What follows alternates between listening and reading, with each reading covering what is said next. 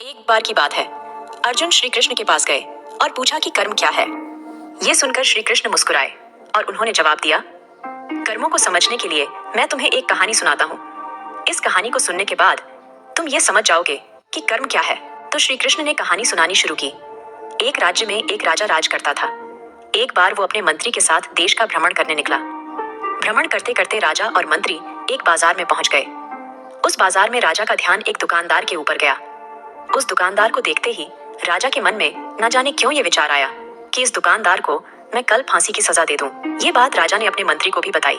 मंत्री कुछ बोले कि उससे पहले ही राजा उस दुकानदार की दुकान के सामने से आगे निकल चुके थे और दूसरी बातें करने लगे। मंत्री बहुत ही चिंतित हो गया। वो ये बात समझ नहीं पा रहा था कि आखिरकार दुकानदार की गलती क्या है। दुकानदार से बिना कुछ बात किए, बिना कुछ सोचे समझे, महाराज ऐसा फैसला लेने के बारे में क्यों सोच रहे हैं। राजा और मंत्री भ्रमण करने के बाद राजमहल वापस चले गए, लेकिन मंत्री को रात भर नींद नहीं आई और सुबह जागने के बाद मंत्री एक साधारण प्रजा का रूप बनाकर उस दुकानदार के पास गया और उस दुकानदार से पूछा, तुम बेचते क्या हो? दुकानदार ने जवाब दिया, मैं चंदन की लकड़ियां बेचता हूँ।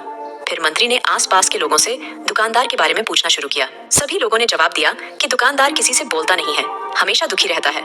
मंत्री को बात समझ में आ गई। वो मंत्री फिर से वापस दुकानदार के पास गया और उस दुकानदार से पूछा, तुम इतना दुखी क्यों रहते हो? दुकानदार ने बताया, मैं दुखी इसलिए रहता हूँ क्योंकि मेरी दुकान पर बहुत से लोग आते हैं, चंदन की लकड़ियां सूंघते हैं और बोलते हैं, बहुत ही सुंदर लकड़ियां हैं, बहुत ही अच्छी महक है, लेकिन कोई खरीदता नहीं है, इसलिए मैं बहुत दुखी रहता हूँ। मंत्री को भी दुकानदार की ये बात सुनकर बहुत दुख हुआ। उसने सोचा कि आखिर कोई भी दुकानदार दुखी क्यों ना हो अगर उसकी दुकान का कोई भी सामान खरीदा ना जाए, और जबकि सामान में कोई कमी भी ना हो।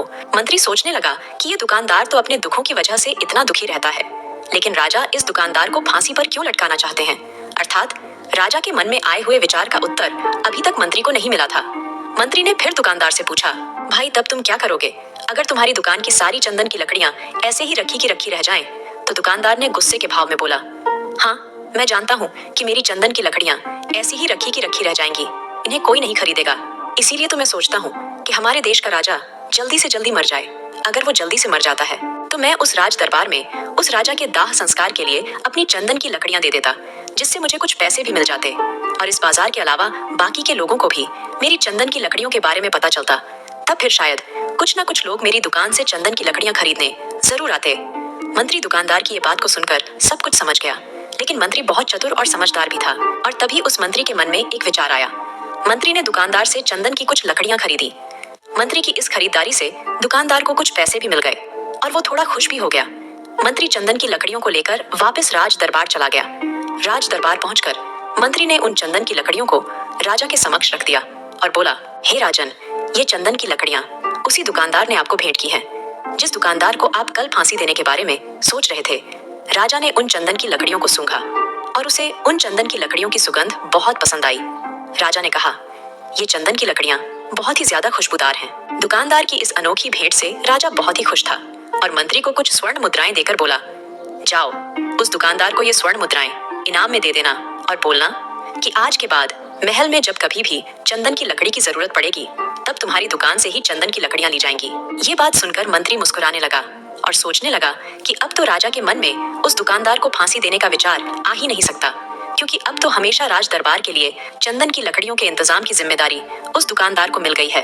मंत्री उन स्वर्ण मुद्राओं को लेकर वापस दुकानदार की तरफ चल पड़ा और इधर राजा इस विचार में पड़ गया कि वो दुकानदार तो बड़ा ही अच्छा इंसान है।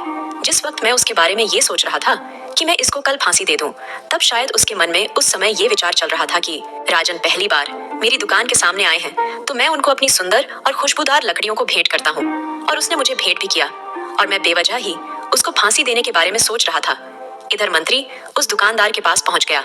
मंत्री ने राजा के द्वारा दी गई स्वर्ण मुद्राओं को दुकानदार को देते हुए कहा कि जिन चंदन की लकड़ियों को कल मैं खरीद कर ले गया था, उन चंदन की लकड़ियों को राजा ने बहुत पसंद किया है और इनाम के तौर पर तुम्हारे लिए ये स्वर्ण मुद्राएं भिजवाई हैं। ये सुनकर दुकानदार बहुत खुश हुआ। साथ ही साथ मंत्री ने उस दुकानदार को ये भी बताया कि अब आज के बाद से राज दरबार में जब कभी भी चंदन की लकड़ियों की जरूरत पड़ेगी तो सारी चंदन की लकड़ियां तुम्हारी दुकान से ही ली जाएंगी। दुकानदार मंत्री की ये बात सुनकर बहुत ही खुश हो गया। तब मंत्री ने दुकानदार से पूछा, तुम तो राजा के बारे में इतना बुरा भला सोचते थे, लेकिन देखो राजा तुम्हारी कितनी चिंता करते हैं, राजा कितने अच्छे हैं, राजा अपनी प्रजा के बारे में कभी भी गलत नहीं सोचते। दुकानदार मंत्री की बात से सहमत हो गया और बहुत दुखी होकर राजा के प्रति अपने बुरे विचारों पर पश्चाताप करने लगा। फिर दुकानदार मंत्री से बोला, मैं कितना गलत सोचता था राजा के बारे में। राजा तो बड़े ही अच्छे हैं, बड़े ही भले इंसान हैं। भगवान करे कि राजा की बहुत ही लंबी आयु हो। ये बात सुनकर मंत्री भी बहुत खुश हुआ।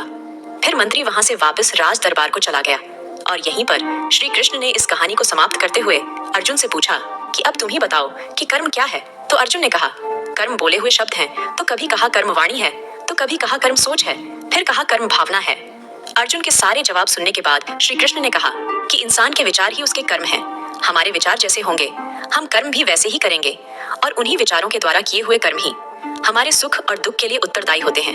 अर्थात अगर हमारे विचार ही गलत हैं तो हमारे द्वारा किए हुए कर्म भी गलत ही होंगे और उनका परिणाम भी गलत ही निकलेगा, जिसके परिणाम स्वरूप हम दुखी रहेंगे। अगर हमारे विचार सही होंगे तो हम सही कर्म करेंगे और जब सही कर्म करेंगे तो फिर फल भी सही मिलेगा, जिससे हमारे जीवन में सुख आता है।